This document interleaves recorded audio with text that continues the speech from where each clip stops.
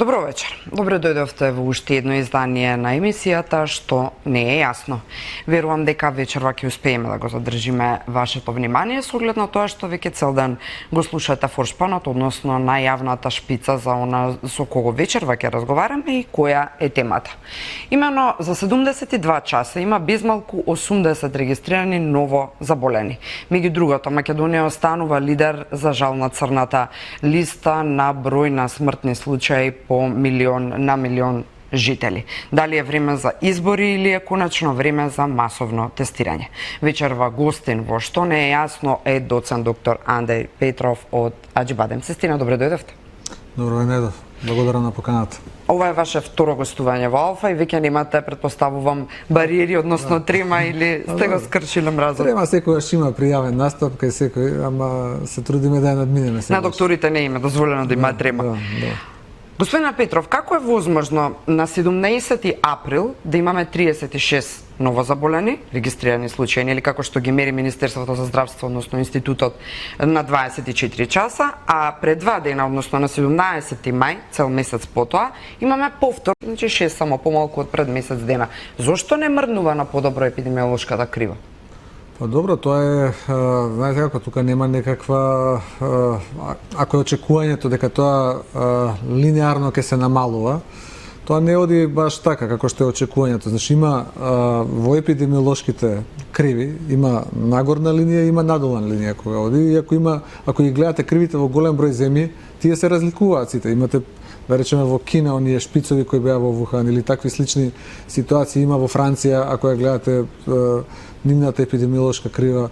Кај нас се достигна некое плато, некаде пред отприлика како беше тоа очекувањето крај на април, понашто надлежните го кажува, и потоа постепено тоа почна да се намалува, меѓутоа очигледно дека интензитетот на тоа намалување не е онаков како што сите би сакале да биде.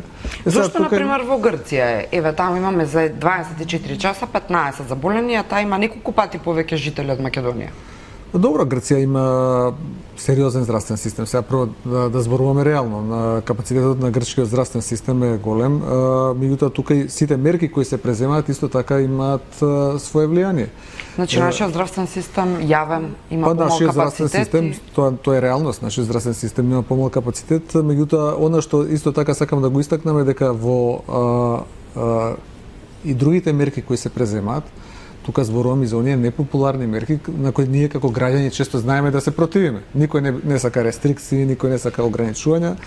Меѓутоа во услови каде што имате помал капацитет на здравствениот систем, вие немате друг начин како да ја исконтролирате инфекцијата, и заради тоа често пати и во сите оние дискусии кога луѓето протестираат зошто да се прави ова, зошто не се рестрикции, зошто да има намалување, ограничување на слободата на правата на граѓаните, тоа се дел од работи, особено кога имаме во дел не така голема дисциплина, да речеме сега, ако направиме компарација, често пати се служат денес со шведскиот модел во коментари. Голем дел од експерти во Шведска е оставена една слобода, една либерална ситуација. Ама масовно се тестираат сам почеток. Се тестираат масовно, имаат ограничување, самите се ограничуваат во контактите во движењата, имаат здравствен систем со добар капацитет да ги абсорбира сите болни, и тоа е еден модел кој кај нив, без разлика што личеше рискантно на самиот почеток, очигледно не дава така лош резултат, така катаклизматични, да кажем, случувања како што ги предвидуваа па и Светска здравствена организација и сите оние кои потоа почнаа да им честитаат на начинот како се справуваат со кризата. Точно, да, имаат. И СЗО се повикуваше на нивниот модел. Да, точно имаат нешто поголема смртност од, да речеме, од соседните земји, од Норвешка, од Данска, меѓутоа се значајно поголема земја во број на жители, и исто така имаат еден период на имунизација на населението која ја постигнаа, значи со отварањето, со можноста на отворени комуникации. И кај нас, за жал, гледате како функционира целата таа работа, и мислам дека рестрикцијата, значи одржувањето на таа дистанција, рестрикцијата во контактите е нешто што мора да го спроведеме ако сакаме да се справиме со оваа епидемија. Често пати луѓето од незнаење очекуваат дека короната ќе исчезне.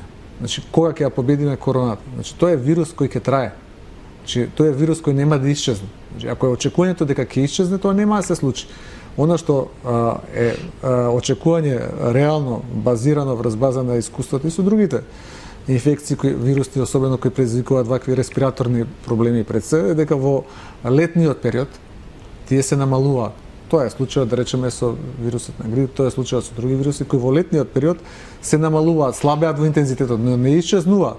Тие од некој период во помал процент, значи тлеат, за потоа повторно таа крива епидемиолошка се качува. Кај нас мислам дека треба се уште да се делува превентивно, дека не треба нагло олабавување на мерките, дека ние имаме добар епидемиолошки институт, кој мислам дека ако ги почитуваме нивните препораки, она што тие го кажуваат, дека ќе бидеме на добра линија. Не смееме да дозволиме да импровизираме и да не ги почитуваме препораките кои ги дават.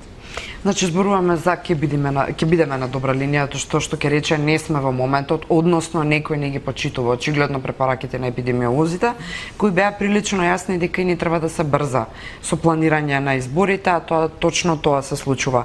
Масовни избори и односно масовно тестирање или брзи избори, докторе? Масовно тестирање во секој случај, а избори тоа е прашање за кое решаваат политичките партии, на кое ние не можеме да влијаеме. Тоа е нешто што А кој може да влијае ако не докторите? Не ја носат докторите одлуката за тоа. Докторите може да апелираат, докторите може да сугерираат, може да укажуваат, меѓутоа одлуката сепак на крај ќе ја донесат политичките партии во таква констелација, во демократско општество е тоа така. Со тоа што секогаш треба да се има предвид на прво место здравјето на граѓаните. Че ако видите и од сите овие анкети што се лиферуваат, граѓаните на прво место го ставаат своето здравје. Па потоа ставаат економската ситуација и последиците од тоа како живеат. Голем дел од граѓаните, значи, се загрижени за таа ситуација и очекуваат нормално да луѓето ги следат во таа работа, да оние кои се нивни избраници ги почитуваат нивните ставови, нивните мислења. Мислам дека она што треба да го имаат предвид е во демократско општество избори мора да се случат, меѓутоа тоа треба да биде темпирано тогаш кога најмалку ќе влијае на здравјето на граѓаните. Меѓутоа на конкретното прашање дали докторите треба да им сугерираат кога, докторите не можат да им кажат кога.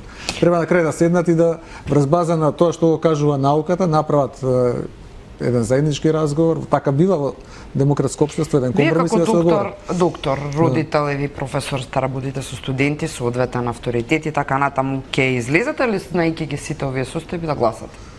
Ризик е за вас, за вашето семејство, чувствувате страв? Кај секој човек е ризик, значи секој човек чувствува страв. Тој што ќе ви каже дека не чувствува страв од оваа инфекција, тој веројатно не ги има предвид сите аспекти кои може сериозноста на инфекцијата да ги даде.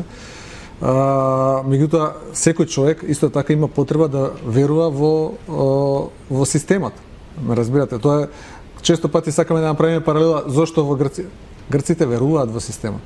Тие веруваат во својата држава, во тоа што им го кажува. И ако се реши државата да оди на избори, веројатно добро ги испланирала сите, ги земала, ги мерела сите аргументи кога тоа треба да биде, зошто треба да биде така и така натаму. Така да ризикот постои, меѓутоа граѓаните никој не може да им го ускрати демократското право да оди на избори, но секој би сакал да избегне ризик. Човечки е зошто да ризикувам кога нема потреба. И доаѓаме до оној клучен момент, односно ја отворивте темата, скокнавме неколку прашања, ама ќе се вратиме на нив, бидејќи споменавте верба во системот. Имаше ситуација, односно случаи, фактички, на момче од 19 години, на 19 годишна возраст во Кичево, на кое што му беше диагностициран од Институтот за јавно здравје вирусот COVID-19, за да подоцна се покаже повторно преку тест од ИЕЗ дека всушност не бил позитивен, односно дека е вброен како статистичка грешка. И тоа е само еден од примерите. Тука би го споменала и ви градоначалникот како јавна личност на Куманово, кој што не верувајќи практично на тестот кој што го доби дека е позитивен, ако не грешам отиде во Систина да го повтори тестирањето, зашто потоа и се здоби со закан, односно со пријава соодветна, бидејќи ја прекршил самоизолацијата и слично. Сето ова и низа други примери од минатото и актуелни во моментов, тука се еве, можеби малку долго звучи прашањето, но за да го аргументирам. Тука се и проблемите со респираторите, односно имаме само двајца случаи, само двајца пациенти кои се живи симнати од респиратор, што е фрапантна и страшна бројка. Како и да е, очигледно дека не му веруваме на здравствениот систем, односно дека не оставил кредибилитет или зелено светло или аура, еве да речеме, за да има доверба во него еден граѓанин. Зошто не му веруваме на здравствениот систем? Јас како професионалец кој работи во здравството, значи морам да речеме од аспект на здравствен работник да ја истакнам сложеноста во која овие луѓе кои се соочуваат, кои се борат со инфекцијата, докторите, со какви се ситуации се случуваат, за да сватите и гледачите да разберат дека понекогаш се случуваат такви работи. Значи се случуваат и во секоја професија се случуваат и грешки, се случуваат и во медицината. Проблемот е што во здравството тие грешки понекогаш прават болни последици, затоа што ги чувствуваме сите на своето здравје. Кога зборуваме за тестовите, бидејќи првиот дел беше тој околу непоклопувањето на тестовите, прво сакам да истакнам она што на самиот почеток беше дадено како некаква, да кажам, стигма на кој тип тестови се прават. Нема идеален тест. Значи тест идеален не постои. И кај сите... Кога стартуваш, извинете што ве прекинувам, Систина да тестира, беше малку дочекана на нош од надлежните во министерството, од министерот, како и да е, дека тоа се тестови за утврдување присуство на антитела, а не за реална позитивност или негативност на... Добро, ама тие тестови се одобрени од Food and Drug Agency. Значи, тие тестови во Америка се користат. Тие тестови се користат во Велика Британија од истиот производител од кој ги користиме и ние, пошто и тоа беше истакнувано каков е, кој е, што е. Значи, направени се во Велика Британија околу 250.000 од тие тестови. Америка ги препорачува покрај PCR и тие тестови да се користат. Ние во нашата болница располагаме со 3 типа на тестови. Едниот е тој тест со антитела, тој е брз тест. Неговата предност е што за пола сат го имате резултатот. И тој ви е добар ориентир. Точно е дека тој тест треба потоа да го потврдите. Ама тој тест можете да го спроведете масовно на голем број од населението. Можете да го спроведете брзо. Безбеден ви е примерокот, земате крв. Немате можност да го контаминирате. И тој помеѓу другото ви дава и еден друг индикатор. Значи, каква е имунолошката состојба на тој пациент. Тој може да ви биде еден ориентир, без разлика на одредена дебата, дали со сигурност сите тие се точни. Како реков, ни еден тест не е идеален, меѓутоа ви дава еден ориентир колку од луѓето поминале низ фазата на инфекција. Покрај тој тест, ние располагаме исто така и со PCR тестови. Тоа е PCR брз тест кој се користи за евалуација брза со таа полимераза реакција која се прави, real time полимераза реакција, и имаме и PCR кој го прават и другите државни институции, кај што во тек на денот ја добиваме молекуларната анализа дали е вирусот присутен или не е присутен кај пациентот. А зошто тогаш во Институтот за јавно здравје се чека и по 4 дена, а можеби и повеќе, и меѓу другото? Заради капацитетот на системот, заради тоа што тој тест вие не можете на огромен број пациенти да го спроведете.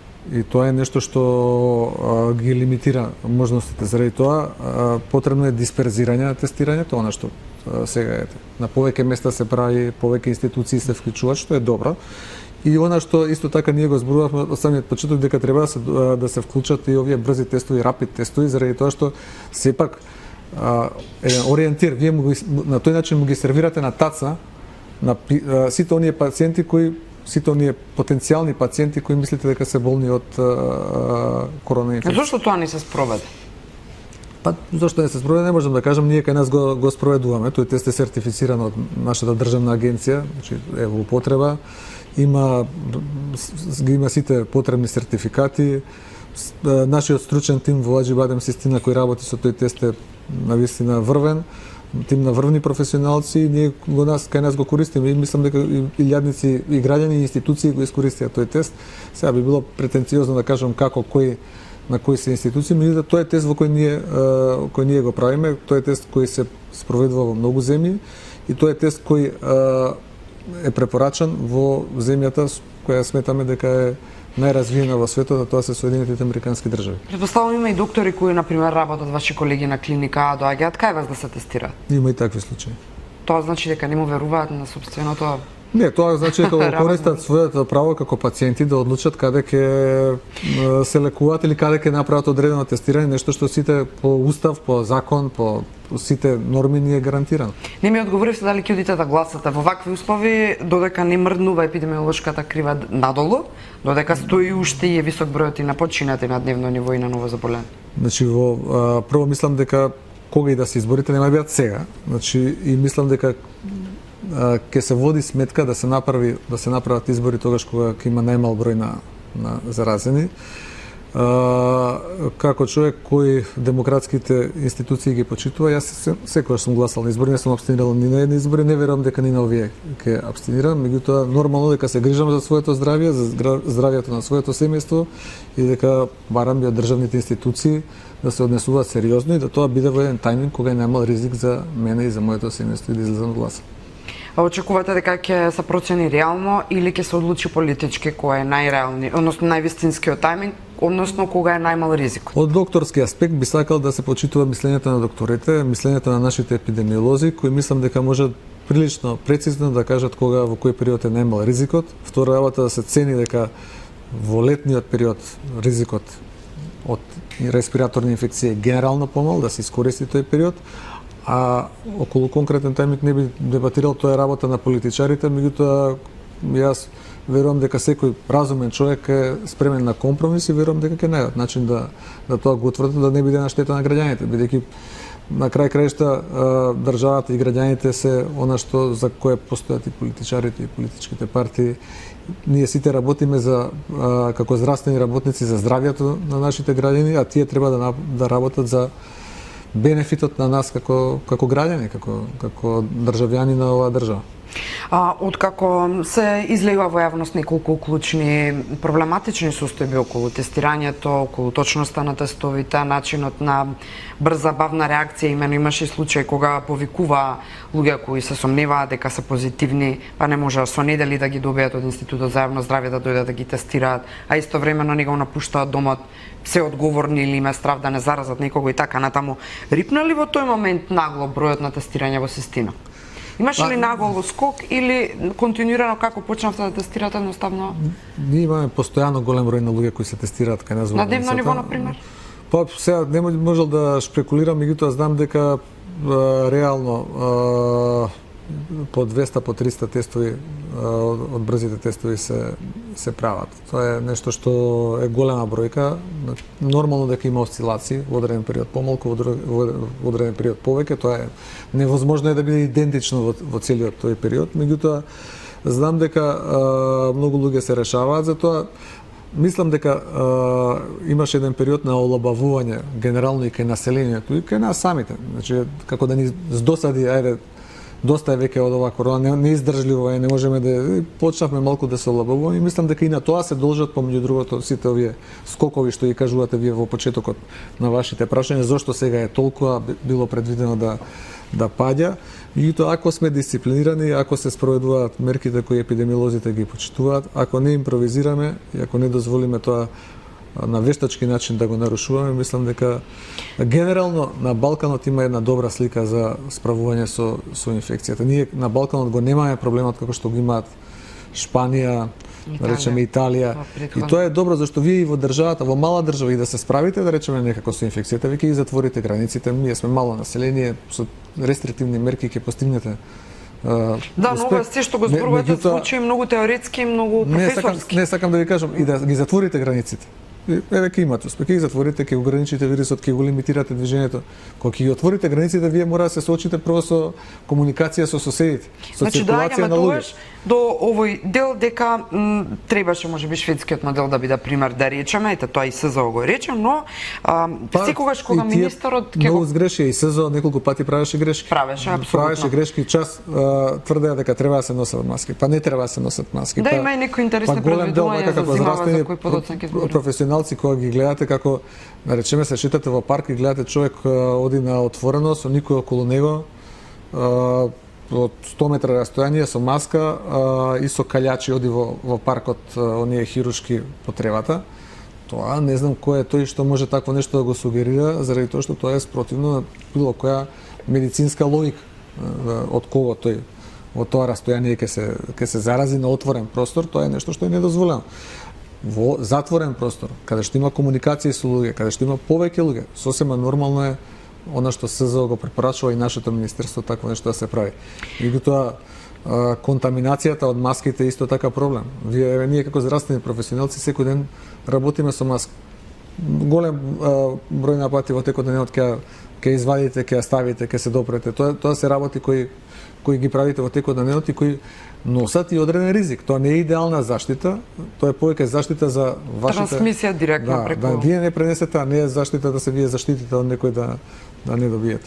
А на кого би му пренеле во планина, каде што нема никој околу вас, или во парк, каде што е никој на некој растојание од вас. Да се вратиме на делот со опуштеното однесување, но истовремено нели почитување на мерки, нешто што се прави во одредени земји, кои што се пример за високо развиени демократии, но еве знаеме Македонија на кое ниво е, очигледно се гледа испоред нашата недисциплина, меѓу другото, не може се нели апсолутно за се да биде виновна власта, односно институциите. Менталитетот на граѓаните исто така е нешто што познавајќи го целиот овој пакет на состојби. Зошто од старт ни се тестираше масовно, односно секогаш кога Алфа ќе поставеше прашање до министерот Филипче јавно, зошто не тестираме масовно како држава, тој одговараше доволно се тестира, се е во ред, тестовите се како број што се спроведуваат за ног, за ден, доволни, ситуацијата е под контрола, очигледно не е. Па сите одат... Немавме пари доктора, немавме волја, мислевме дека... Не, на почетокот мислам дека немаше ни тестови доволно, тоа е јасно. Видете, кога почна самата има примери, да речеме, не само тук, еве во Србија пример, каде што дури они се исмејуваа со вирусот. Ние исто така на почетокот имавме некои несериозни настани, на кои луѓето тотално несериозно, мислам, дури од луѓе кои тоа не се очекува, покажаа една неозбилност, затоа што нема представа со каков тип на сериозна закана се случува. Па се на низа на настани кои беа организирани на самиот почеток и покрај тоа што имаше мерки на превенција, кај што се знаеше дека не може да има групни настани, например на колешката која што практично е донесена на некој начин. И тие и други луѓе кои не беше тој само единствен настан, имаше серија на такви настани на почетокот, бидејќи луѓето, знаете, никој не очекуваше веројатно дека тоа ќе земе ваков интензитет и ваков замав. Италијаните, колегите со кои се разговараме во Италија, не очекуваа дека тоа ќе се случи. Тие кога ги пуштија од работа, наместо да отидат да се изолираат дома, отидоа по скијачките центри, ги наполнија, отидоа по рестораните, по кафаните, таму и го расширија вирусот. Ние слично на тоа на самиот почеток веројатно не бевме свесни со што се соочуваме, капацитетите не беа спремни за такво нешто и заради тоа дојдовме до ситуација да имаме можност да потоа бараме помош, па таа помош додека пристигне и така натаму да се артикулира. Мислам дека апсолутно зголеменото тестирање е нешто што го препорачуваат сите, она тестирај, што често пати се... Доцна не е сега или време? Не е никогаш доцна. За добрите работи никогаш не е доцна и искуството на оние земји кои најдобро се справија со инфекцијата, како што е Јужна Кореја, да речеме.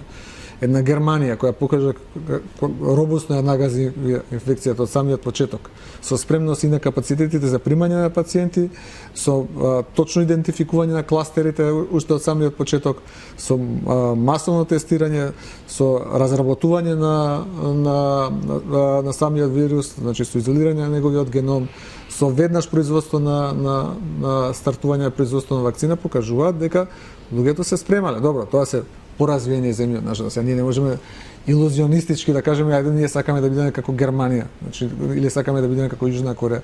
Меѓутоа мораме, ако ништо друго, барем да ги спроведуваме мерките кои овие земји ги прават.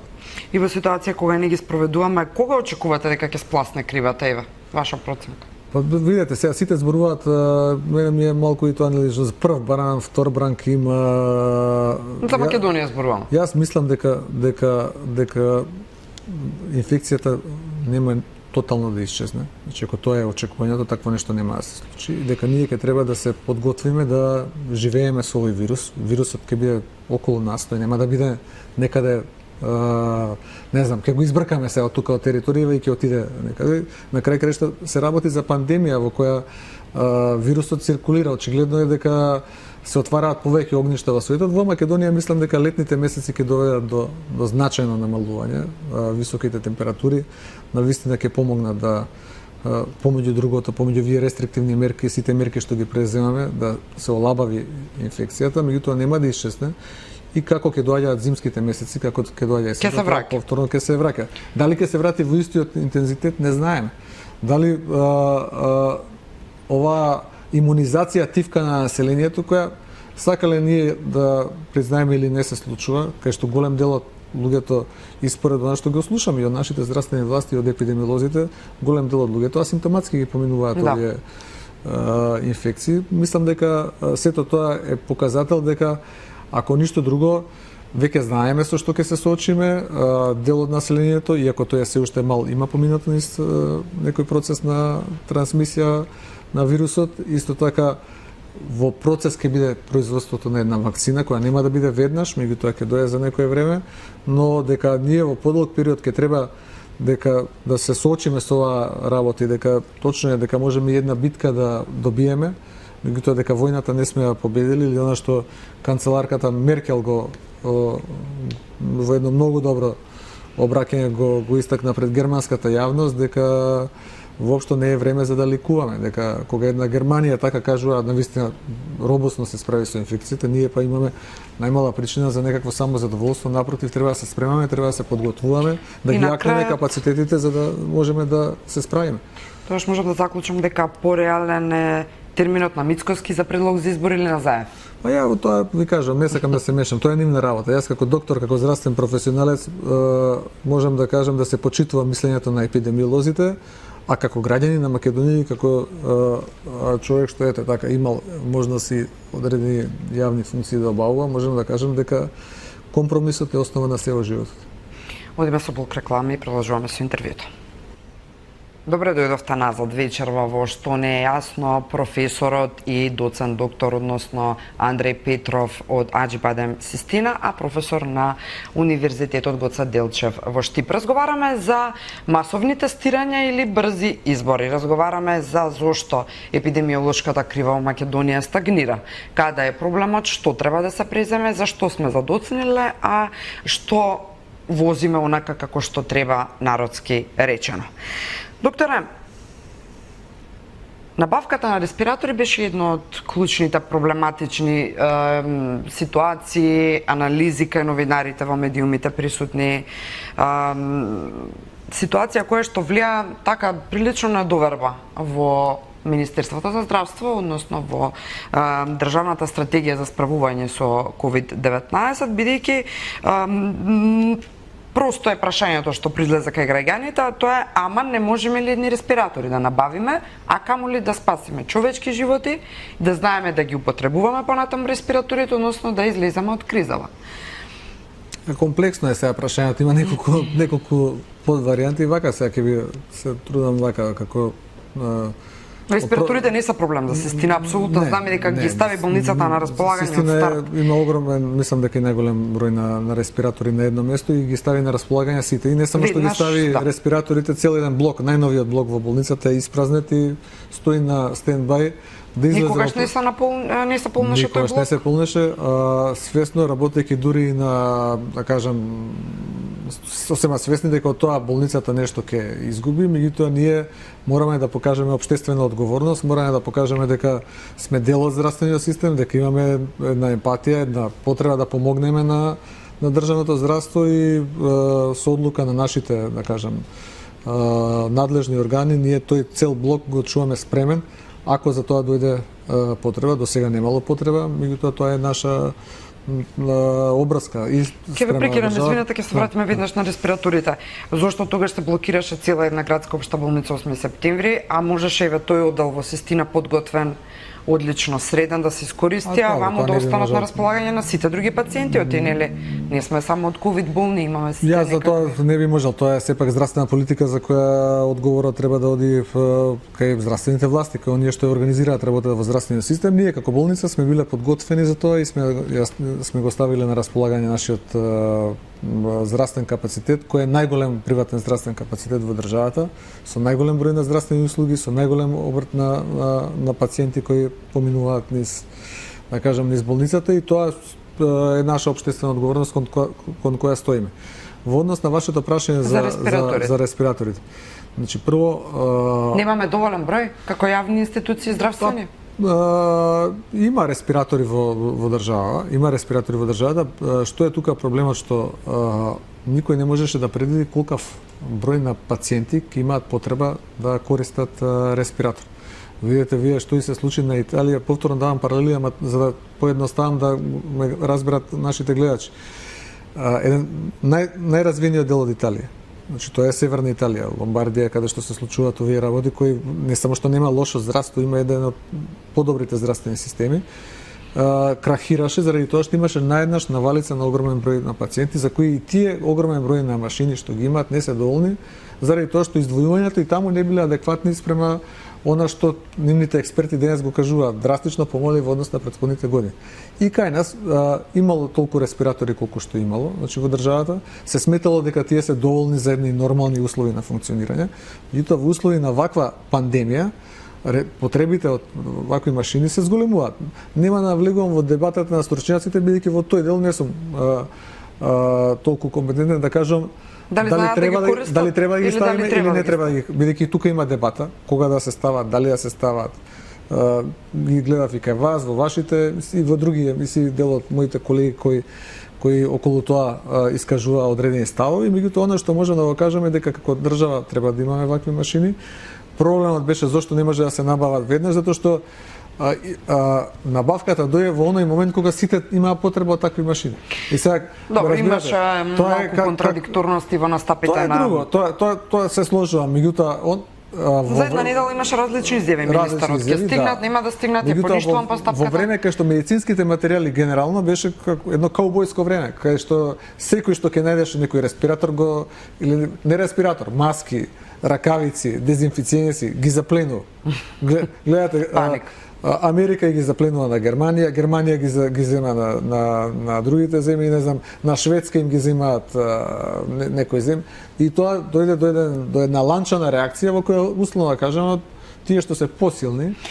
Како го објаснувате статистичкиот момент, односно токму ја споменавте Италија, Ломбардија, ако не се лажам, една студија научна од вашата професија практично вели дека 26% смртност е само на сите пациенти испитани во даденото место, во дадената болница, што починале биле на респиратор.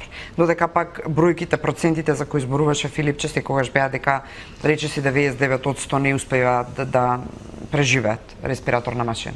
Односно да излезат живеат. Значи, прво кај нас е помал бројот на пациенти кои биле на респиратор. Кај нив е тој огромен број на пациенти кои се ставени на респиратор.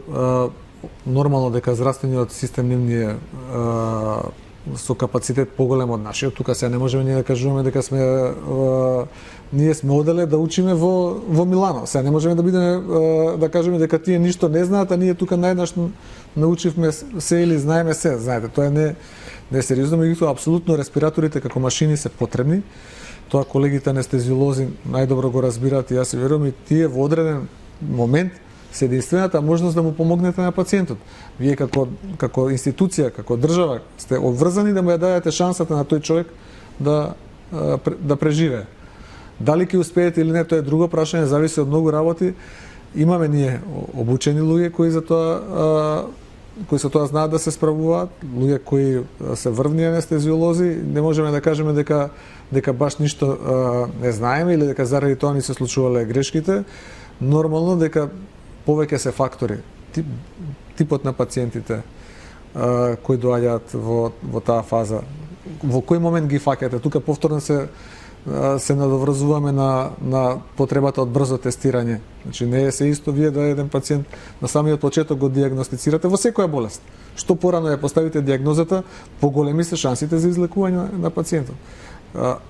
И има и други причини кои се во дел од реалноста во нашето општество која постои, меѓутоа политиката да се направи еден посериозен систем со подобри интензивни неги во државата, со повеќе респираторни машини, мислам дека е добра. И тука тоа треба да биде консензус помеѓу сите, дека ако нешто без разлика кој е, да ги ставиме на страна политичките партии, кој што ќе има можност тоа да го прави, ако за нешто направиме консензус, треба да го направиме дека треба да се инвестира во здравството. Дека ние сега во ова време најдобро почувствувавме колку тоа не е демагогија и колку е тоа најважната работа на која секој од нас му е битен. Џабе се и статусот во општеството, и парите ако сакате, и било што, и власта, и мокта, ако на крај краишта се соочите со болест од која не можете да излезете. Да бевте на местото на Филипче, односно да бевте министер за здравство и ви се случеше COVID-19, кои први 3 работи ќе ги направевте? Па видете, се мислам дека Без калкулации, без професорски. Не калкулации. Прво ја сакам да сум реален. Тимот на епидемиолози кој го советува министерот е тој тим кој постои кај нас, мислам, во државата. Ние не можеме да измислиме други луѓе. Тоа се луѓето кои кај нас постојат, тие се луѓето кои ги даваат препораките. Факт е дека во оваа ситуација имаме министер кој е доктор. И тоа е подобро отколку да е министер кој не е доктор. Често пати во минатото имаше една дебата, да не ме сватите, не влегувам во ничија одбрана, не ми е целта да го бранам министерот кај вас, него сакам чисто да објаснам дека често пати имаше една дебата дека па не мора министерот за здравство да е доктор. Денеска гледаме дека е добро да е доктор затоа што е тоа човек што ја разбира работата. Дали во одредени ситуации можеше да биде подобро? Сигурно да. Значи можеше да се тестира повеќе на самиот почеток. За да не звучам како апологет, сакам да ви кажам што е она што јас сметам дека може. Прашањето е легитимно, што да сте вие министер, што ќе можеше да се направи? тестира повеќе на самиот почеток. Можеше да се покаже една пошироко разбирање за целокупниот сегмент на здравствениот систем, вклучително и приватниот сегмент на здравствениот систем, особено за најголемиот капацитет во приватното здравство во Македонија, тоа е Аџибадем Систина, кој е дел од најголемата групација во Југоисточна Европа, од Аџибадем групацијата, која пак е дел од втората најголема групација во свет, која постои од малезискиот концерн ИНХ. Така да, ме разбирате, тоа е нешто што треба да го имате предвид. Ако сакате да одговорите брзо, дајте сите да сме заедно. Ама не можеме да сме сите заедно, а од друга страна да ви правиме одредени обструкции. Мислам дека тоа беше на почетокот грешка која се направи. Мислам дека се согледува и дека се надминува и дека дел од тие работи почнува да се усогласуваат и тоа е во интерес на граѓаните и тоа е добро. Мислите дека политички имаше тука некои Не можам да кажам. финеси кои го преча ова што го зборувате Па не можам да кажам. Не можам да најдем кои би биле мотивите на некој да со Аџибадем Систина влегува во таква работа. Имам уште 2-3 прашања, времето не гази, па сакам да ги одговориме што е можно подиректно и појасно.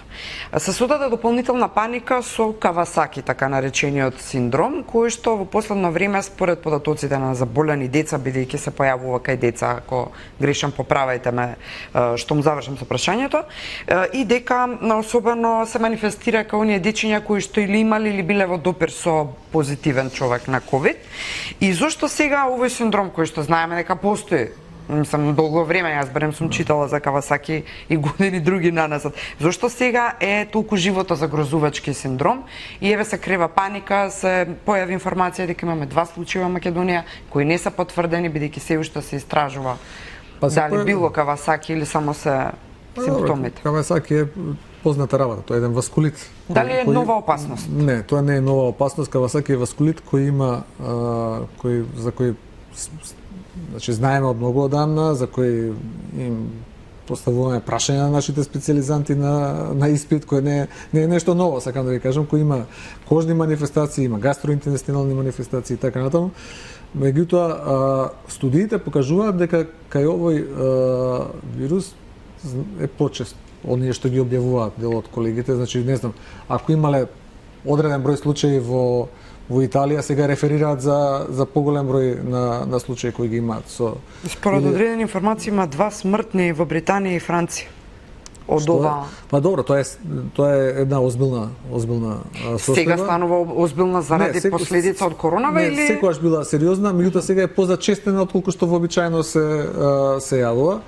И тоа предизвикува малку и паника кај населението. Јас имав вчера и деновија некои од пациентите кои доаѓаат со своите деца кои кажуваат докторе, ова не плаши што го слушаме по телевизиите, да видиме дали е вака, дали е така, и тоа треба да се дојде на преглед, едноставно се утврдува, нема потреба од никаква паника. Во најголем дел од случаите што доаѓаат сега пациентите се напротив нешто што е предизвикано од вигорозната хигиена, од честото миење на рацете, од честото стругање со шампони, со дезинфициенси, она што сите масовно и панично го употребуваме заради тоа што гледаме да се заштитиме на некој начин, а сега тоа има своји последици врз кожата, прави одредени последици кои гледаме да ги надминеме. Значи не е опасност како самиот синдром Кавасаки е опасен синдром, меѓутоа епидемиолошка опасност некоја посебна не е. Добро. СЗО. Вели интересни некаи предвидувања имаат, меѓу другото, последното верувам дека го знаете, е дека на есен, односно почетокот на зимата доцна есен, се очекува нов бран. Претходно вело дека во текот на летото може да мутира, па не се препорачува одење на плажи, одмори и така натаму. Истовремено се вели дека ќе биде практично една експлозија, бидејќи ќе се комбинира со грипот и морбилите. За грипот знаеме дека е сезонски вирус, меѓутоа од каде сега морбиливе излегува предвидувачки од СЗО, баш за зимата? И баш во комбинација со сево. Како доктор малку име измачува цела оваа со СЗО, оваа ситуација. Ако ги читате и ги гледате, веројатно, пошто ги следите вие, особено новинарите, верувам и јавноста и конфронтациите помеѓу Америка, помеѓу Трамп и СЗО, честите контрадикторни информации кои доаѓаат од таму. Значи, тоа СЗО е институција на која треба да веруваме заради тоа што таа е изградена за вакви ситуации. Значи, таа е изградена за да не заштити од вакви ситуации со какви сега се соочуваме. Предвидувањата дека ќе има втор бран, тоа се предвидувања кои веројатно се должат на податоците кои ги добиваат и гледаат дека во Кина, да речеме, на местата каде што мислеа дека го ерадицирале вирусот, повторно се јавува вирусот. Или го имате, им се случуваат повторно појава на така наречените кластери, таму каде што мислат дека веќе ги надминале. Логично е дека со паѓањето на температурите, сите респираторни болести се засилуваат, сите вирусни овие инфекции респираторни земаат замав и оваа вирусна инфекција која ќе постои, која повторувам нема наеднаш да се искорени ако тоа е очекувањето, и таа дека ќе земе одреден замав и ќе го направи тоа што веројатно го очекува СЗО. Така да тоа е реална опасност која постои. Збориме за грипот, односно за корона. За корона.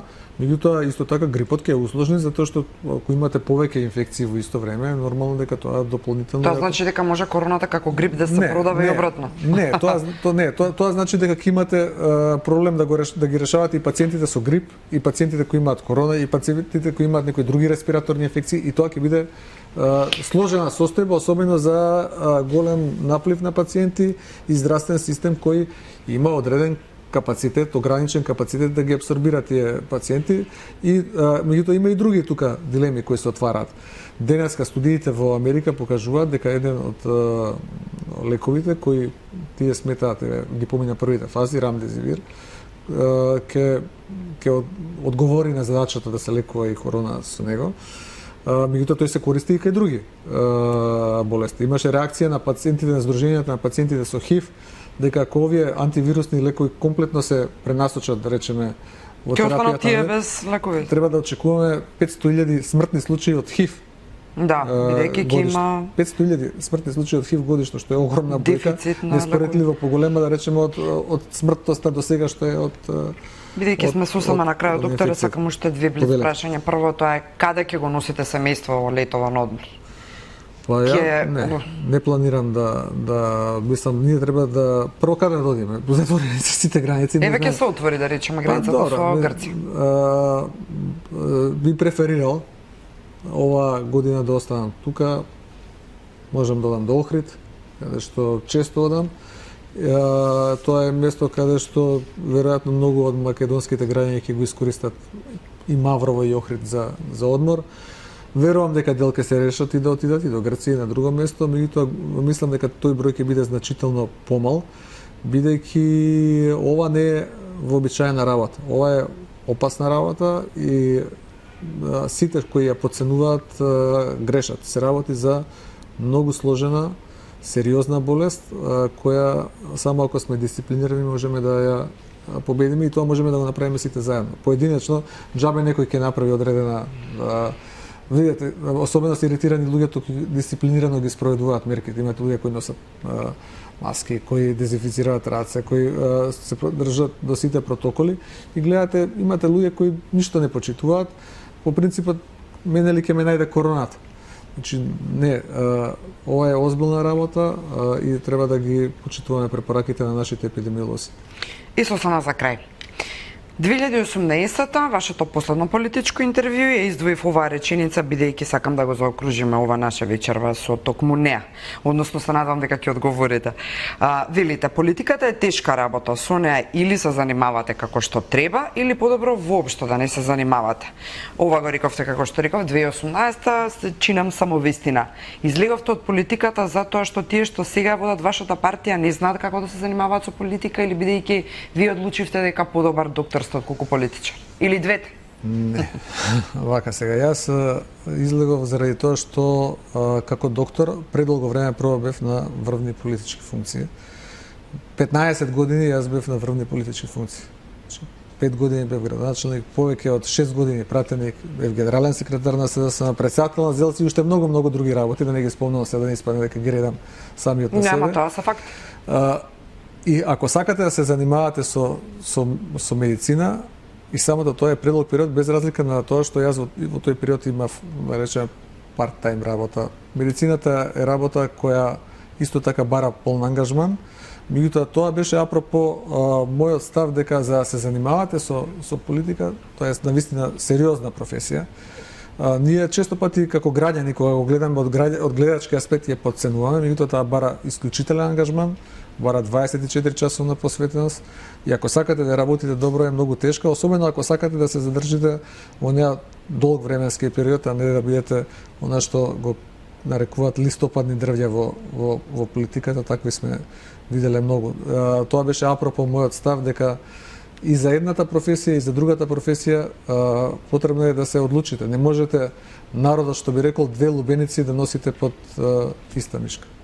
Ви благодарам за ова вечерашно интервју. Констатиравме дека е динамично, но се надевам дека успеавме да одговориме на бројни прашања од гледачите и барем да ги смириме за миг, можеби, паниките. Ви благодарам и вам на поканата. Секогаш граѓаните имаат право да знаат што не е јасно. Така е. Вам, почитувани, ви посакувам пријатна вечер. Останете на Алфа, следи последното издание на нашите вести.